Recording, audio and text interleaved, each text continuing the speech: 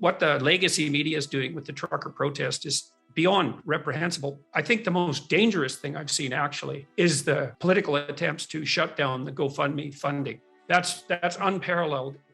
I think that's an unparalleled act in Canadian history.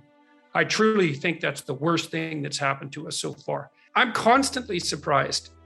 I'm not by nature a cynic, really.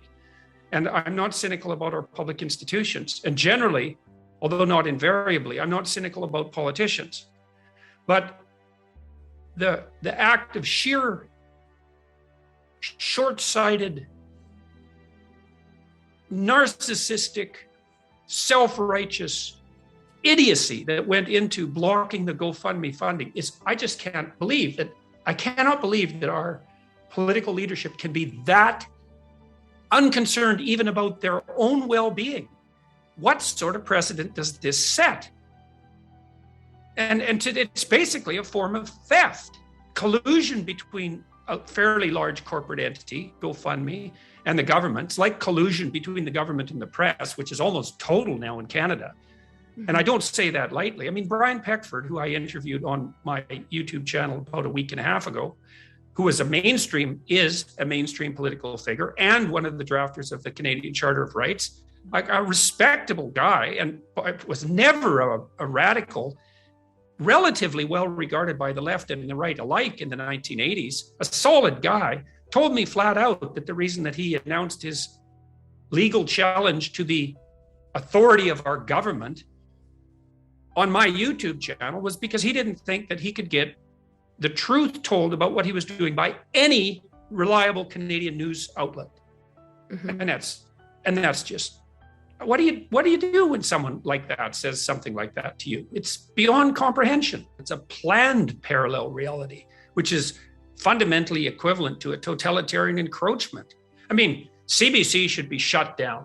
Canadians should just say enough. There's absolutely no excuse whatsoever for another single dollar of Canadian taxpayer money to go to support that appallingly corrupt, ideologically warped, politically correct, collusionary media source with the federal government. It's inexcusable. And the rest of the media, well, it's part of their pronounced death spiral. You see a little exception to that. The Toronto Sun has had some decent reporting. You see it pop up now and then in the National Post. You see it pop up now and then even in the Globe and Mail. But by and large, it's almost impossible to see what's actually going on in Ottawa. You can't even get a reasonable estimate of the number of people there. And I've also heard, let's say, that this closed circuit cameras that normally monitor the city, which I believe you can get access to by public feed, many of them have been shut off. And then, I would hope that the Conservatives, for their part, would stand up in some sort of opposition. But I know full well, because I've talked to people who know that COVID policy is being governed entirely by public opinion poll, which is a terrible way of sampling public opinion because it's impulsive and narrow, which is why we have a parliamentary system to begin with. We don't have rule by direct democracy because it's foolish.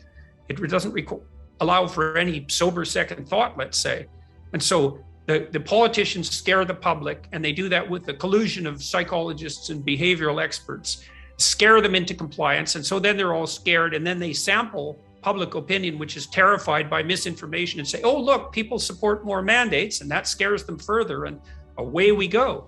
And the Conservatives, for their part, instead of, although Mo and Kenny have taken some more forthright actions in the last week, instead of seizing the moment, which they clearly had in front of them, they just blew their party into fragments, like on the very day they should have been articulating the concerns of the people that they are supposed to represent. And they could have capitalized on that even in the narrow political sense. It's just beyond comprehension. The fact of the scale of this protest and its seriousness is an indication of a breakdown in communication between the populace and their leaders.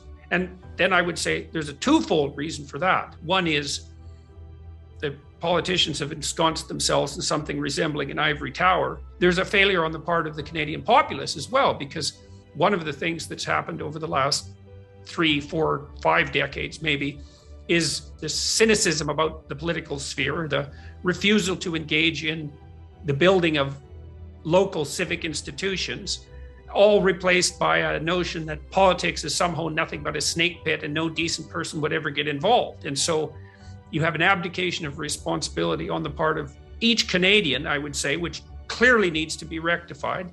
And then this isolation of the political class from the population that's replaced by a reliance on hypothetical experts in the medical and the political domain and sampling of the public attitude by opinion poll.